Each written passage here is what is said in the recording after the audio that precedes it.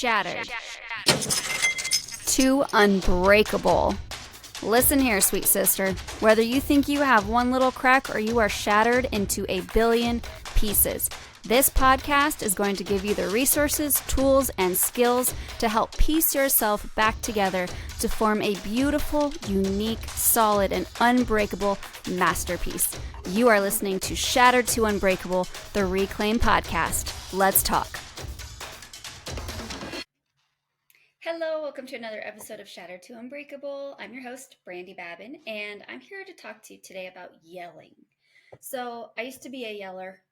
I actually wasn't really a yeller until I had kids. And then, as you guys know, the marriage wasn't so hot, so lots of yelling there. As I moved into doing lots of therapy and trying to understand what to do with my emotions and why they were there and why they felt so intense at times, I realized that there was a way that I didn't have to yell, but still be a good mom, take care of my kids, interact with the world, all the things. As I started going through therapy, I started to learn really great things and to calm my emotions that didn't involve yelling. This has been phenomenal for my relationship with my kids. It's also been really good for dealing with difficult people, just in general. And there's obviously difficult people everywhere. I just had an encounter Saturday night with a difficult person, and I was so pleased with my composure because it hasn't always been that easy. I also come from a family where there was yelling growing up. Like if you were angry and nobody was listening to you, you just got louder, and that's how you were heard. And so it definitely comes from a place of being heard. The cool thing about growing and healing and getting to know yourself is you start to realize you really don't need to feel heard from other people when you learn to hear yourself. It's a very cool phenomenon. I don't know if that makes sense to you, but it makes sense to me, which gives me the confidence to do this podcast because it's very, when I first started, it was very nerve-wracking to try to say something like, am I going to offend somebody? What do they want to hear? And now I just speak from the heart. The feeling or need to be seen and heard is a natural one in humans, and it's just something that we all crave as a part of acceptance and feeling loved and cherished. And so once you learn to love and cherish yourself, the need to be heard from others isn't so strong. Now, with the people closest to you, it's obviously more of a need because you interact with them all the time, which is why it's really important to pick your 5 people you spend the most time with. Make sure that those people are people that listen when you need somebody to hear you and see you when you need somebody to see you. And then luckily, as you grow to trust them and trust yourself, you'll need that less and less. With your kids, if you're a parent, your kids are growing up in a world that it makes them feel very unsure the older they get. They start to hear things from other kids at school, from other adults, from teachers, coaches, whatever, that may not be as positive about them. And so they're questioning that. And unfortunately, they might be hearing things from you as the parent that aren't very nice sometimes. So they're going to have questions. They're going to want to be seen and heard. And if they have siblings, they're really not hearing nice things from them. It's like all negative most of the time. I don't know how to fix that one. But I started to learn through these psychology courses that most of the time if somebody's acting out, it's just because they need to feel seen or heard. This goes for anybody who's being mean to you outside in the world. They are, for some reason, wanting to be seen or heard. And that's why they're drawing attention. So when it comes to yelling at my kids, I've learned some really cool tips. One of the tips is obviously deep breathing. Sometimes, though, you're so triggered that you don't even think to breathe. Luckily, your body naturally wants to take that deep breath. That's why when you start to feel overwhelmed, you go, and you sigh out of frustration. I try not to let my kids see the sigh out of frustration because they take that personal. So instead of a frustration sigh, I try to do a calming sigh. So I fix my face, which is what I tell my kids, fix your face. It's not being nice right now. So then I also have to fix my face. So when I sigh, I try to relax my forehead and I don't look at anyone. I just close my eyes. I take a deep breath in nice and slow and a deep breath out or an exhale out nice and slow. Because if you do it like huffy, that's also frustration. So the difference between like that and then there's a difference between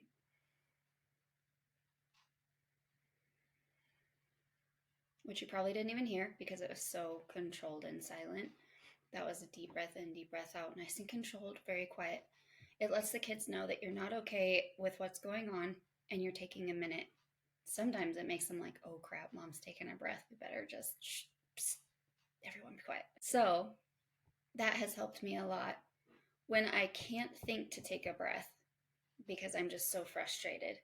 I just talk about my frustration. I don't have to yell. And sometimes I do still yell. I'm not saying I'm perfect. And after I yell, I'll tell you what happens. So instead of yelling, sometimes I'm able to just say my emotions out loud before it gets to the point of yelling. So if my kids are being, the thing that makes me the most angry is when they're loud or rambunctious in the car. For me, it's very unsafe for them to do that in the car. I look back in the mirror. I look back to see what's going on. If somebody's being hurt, why are they screaming or crying?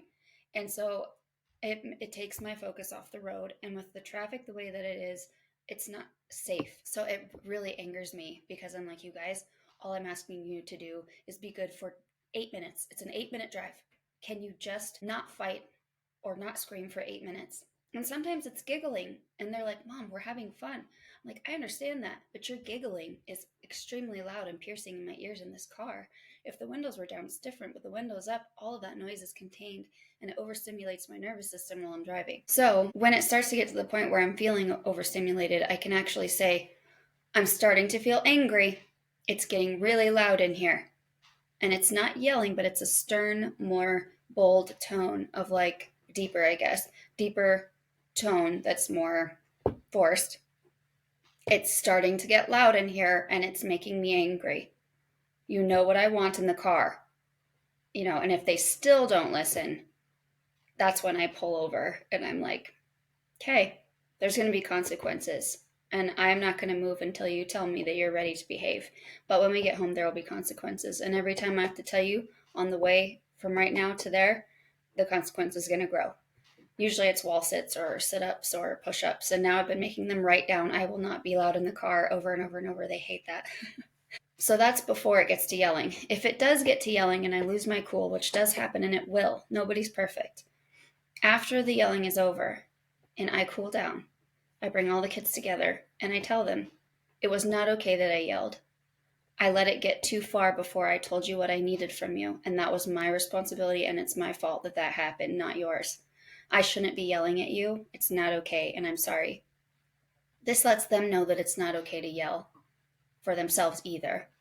It also lets them know that nobody's perfect, and you can always come back from something if you apologize with sincerity. It helps them to see that emotions are okay and they can be dealt with, and you can get better. It also helps them remind me. They can just say, Mom, you're yelling, because they know I don't want to yell. They know that I'm not okay with yelling. And I don't want to change who I am because I'm angry. I talk to them about that a lot. I don't want to change who I am because I'm angry. I want to stay who I am. I want to be able to control my emotion and let that feed my energy in a different way. And so when they see me becoming the person I've told them I don't want to be, they do remind me, Mom, you're yelling. Oh, okay. And sometimes that makes it worse. I'm like, I know. Like, but I've tried. If they say, Mom, you're yelling, I'm like, okay, I need to breathe. This is my sign that I need to breathe. And so I'm able to do that. It's really cool to watch my whole family grow together in emotional intelligence because we have a pretty big range of ages. My youngest is 4. Her brain is not even capable of controlling emotions yet. It's not developed. That part of her brain isn't developed yet. So she's learning very early emotional intelligence, and she's trying to emulate that, what she sees from us. And there was a time where I was really upset with the kids and how they were acting the whole day. And by the end of the day, I was just like, I can't. I'm so upset with you guys right now. I told them, I feel as though you've ignored what I'm asking you to do for me. I feel as though I'm not getting any sort of love or happy energy from you guys. I feel really, really sad and really, really angry and frustrated, and I don't know what to do about it. So I'm going to take some time. I don't want to cuddle or snuggle. I don't want you to touch me. I need to be alone for a little bit. And Elijah said, is there anything I can do for you? I was like, wow, that's really cool, buddy. Thank you for asking. But no, what you can do for me is leave me alone for a little bit. And then my son, Isaiah, was like, Mom, can I take you somewhere really quick? And I was like, I don't want to. And he was like, it's really, really fast. can I just show you something really fast and then I'll leave you alone? I was like, all right. So he took me over. We have an emotions chart. And he said, which emotions are you feeling? And I was like, oh my gosh, this is so great. Like, they are wanting to understand where I'm at so that they know. I mean, I guess I'm assuming they just want to understand where I'm at so that they know what to do in the future or what to do next. And so I was able to point to the emotions I was feeling. And it actually surprised me what I was pointing to. It was worried, frustrated, sad, scared. And they were like, why are you worried and scared? Like, that was very interesting to them. And it was also interesting to me. And I was like, I'm worried that I'm not doing good as a mom. And they were like, wow, no, mom, you're a great mom, just trying to cheer me up. But I think, it made them realize, like, oh, she's not just angry at us.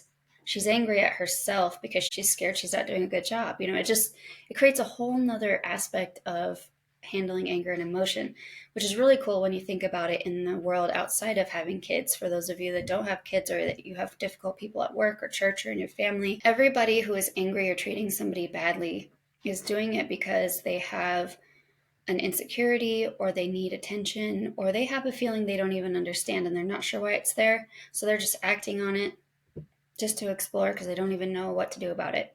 So obviously, if you're at work and you have an angry customer, you usually know why they're angry. They're not happy with the service they're receiving and you have to smooth it over. That's really easy to tell why they're angry, and it's also really easy to relate to why they might be angry. It's when you're out and about and there's complete strangers and you're not sure what their background is, and you're not sure why they're angry, you're not sure what happened prior, that it's really hard to tell. I have an example of something that just happened on Saturday where I was out and about with some friends. They were introducing me to their friends, and this one lady what I was introduced to, and she had kind of this who are you and why are you here vibe. Kind of like this, I don't feel like meeting a new person today, is what I got from her. Like, I just want it to be the normal people. I just want it to be our crowd. I don't want to have to learn about somebody new. And I have no idea if that's what she was thinking. That's just the vibe I got. It was like when she walked up, it was like, who's this? Like, oh gosh. And so her husband was like, oh, this is Brandi. She's friends with so-and-so. And then we kind of talked about where I'm from and how many kids I have and, all this stuff. And then it was like, well, where are your kids tonight? Don't you want to see them? Don't you want custody of them? Like kind of like, those are very odd questions to be asking me. And I don't know, it got on the subject of like whether or not I'm a good person, and she's like, well, are you? I'm like, I don't know how to answer that. Like, I obviously believe that I am, and there are other people that believe that I'm not. And she's like, well, what would everyone else say? Like that at me. And I was like, that is such a weird question. So I just decided this conversation was over. Like, there's really no need for us to continue. She obviously didn't want to get to know me. I really didn't want to get to know her at that point. I was like, there's enough people here. We could probably just break off and we don't have to worry about it. And so I was like, you know what? You're welcome to ask around. And then we just I stepped away. My body language was, I stepped away like, yeah, I'm not really ready to engage with you any longer. But the cool thing was, the old me that was very reactional on my emotions might have been like, what kind of question is that? Like, what are you getting at? Like, what is your deal?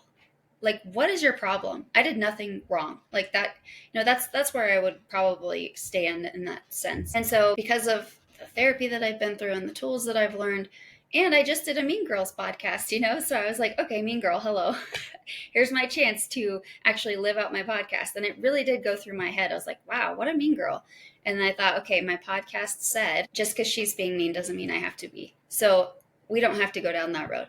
And so I was just like, okay, fine, whatever. We're just not going to talk. So then later on in the night, my friend asked her, hey, did you meet my best friend, Brandi? And she's like, yes, I did. And she reached her hand out and touched my chin like, she's adorable, like that. And I was like, no. That was so that just came out. I was like, no. She goes, what? And I was like, we did not have a good conversation. You do not think I'm adorable. And she was like, what? Me? What? I was like, yeah, no. You know how you made me feel. That was not a good conversation by any means. Like, I'll never forget the way you made me feel during that conversation. And she's like, what? No, we had a beautiful conversation about your kids. And then I was like, it wasn't beautiful. It was not. And she's like, no, no. And so my friend was like, are we good? And I was like, well, no, we're not good, but it's okay that we're not good. She doesn't have to like me. I don't have to like her. I mean, I'm leaving tomorrow. It does not matter. We're not going to be ugly to each other, but we don't have to like each other either. Like I was just calling it what it was. Like, no, I'm not going to sit here and pretend that she was nice to me. That's definitely not what I'm going to do. But I'm also not going to be obnoxious about it. And she was just like, what do you mean? What do you mean? And I was like, there were a couple things I didn't appreciate how you said them, you know? She's like what? And so I told her, and she was like, I didn't say that. And I was like, oh, okay. And so she grabbed my friend's hand and said, it was taken out of context, and then left. That tells me that she was never going to admit that she was sorry for the way she made me feel, or, you know, it's a very antagonistic response. If you hurt somebody's feelings and made them feel unwelcome, and your response was, I never said that, it must have been taken out of context, and then walk away, she was never interested in making me feel good about myself or about being there or about being welcomed. So that's how that happened. But I felt really good about my response because I was like, okay, I set a boundary where I'm not going to let a toxic person be in my space and try to make everyone think that that was pleasant.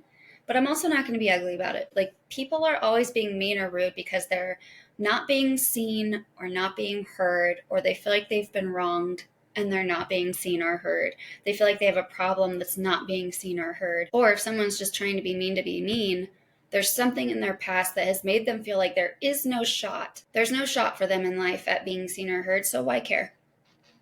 So instead of trying to be a helpful citizen or somebody that's trying to form relationships, they draw attention negatively to be seen or heard. It's all about being seen or heard. And like I said before, the beautiful thing about healing, discovering who you are, knowing who you are, being able to act on who you are, is that you don't necessarily need to be seen or heard as much anymore. Now, with my relationship with Corey, like, I want to be seen or heard by Corey, but not very often. If there's something that is just not feeling quite right with me, then I want to be seen or heard, and he's very good about that. I'm like, hey, when you did this, it made me feel this way. I didn't like it. And then he immediately sees and hears me by acknowledging how it made me feel, saying he's sorry, and trying not to do it again. And so it's a beautiful thing with him and I. I don't know if I give him that same loving attention when I do something wrong. I hope I do, but I know I'm difficult. But with my kids, it helps a ton. With my relationship, it helps a ton. With friends, I have really, really cool friends right now. And I think I've strategically kept them in my life for a reason, is because I don't have to constantly see or hear them or have them see or hear me. It's just an understanding that we are seeing and hearing each other, and also don't need to be seen or heard at that point. Like, it's just a really cool vibe. So I hope that you guys can find that energy in your friends. And then everything else, as far as the difficulties of life and understanding why you're yelling, that is going to, I think if you are yelling at somebody, ask yourself, who's trying to be seen? Who's trying to be heard right here? Is it me? Is it them? Did they need to be seen or heard first? And I reacted by yelling because I didn't appreciate what was going on. Many times my kids will act up and yell at me, and I'm like, excuse me? Like, for example, when I get glared at by the kids, if they're glaring at me with this like death stare, right? My response before would be like, you better wipe that look off your face right now. Now my response is, what are you feeling? What are you feeling right now? I'm going to address the bad behavior later. Here's a really great tidbit. You can't address bad behavior when the person is angry. This goes for everyone. If someone's yelling at you, you can't address the fact that yelling at you is not okay in that moment. You have to wait. And that's the hardest part. Solve the problem first. After the problem is solved and then they're cooled down, then you can say, hey, about that, the way that you acted towards me was not okay, and it's not okay with me. I'm going to draw a hard boundary right here. You're not allowed to talk to me that way. And if it happens again, I'll probably walk away until you cool down. So it's important to set that boundary after they cool down, not while they're upset. So with my kids, they're upset and they're yelling at me and they're glaring at me. And I want to be like, well, you better take that look off your face right now. Right? The way our parents were like, you better remove that look before I slap it off your face, right? You can't say that now, but that's how it used to be. Like, you glare at your parents, you get smacked right across the face. Can't do that anymore. So sometimes I will ask them, can you soften your face and then tell me what's wrong? Sometimes I will do that, but it doesn't usually work. So I've just been like, what's wrong? Tell me what you're feeling. Tell me what you're thinking. My daughter was really mad at me a few weeks back and she was glaring at me. And I said, what are you feeling? And she was like, I was scared. And I was like, oh, so her fear is being conveyed as anger right now. And her fists were clenched and she was glaring at me and she yelled at me, I was scared. And so I immediately opened my arms and said, I'm sorry, come here. And she came and gave me a hug and melted into tears. And I was like, I am so sorry that you were scared. After she calmed down, I asked her, what do you think about how you talked to me just then? And she's like, it wasn't okay. I'm sorry. It's like, okay. I just wanted to make sure that you knew, like, how you treated me. I don't like that.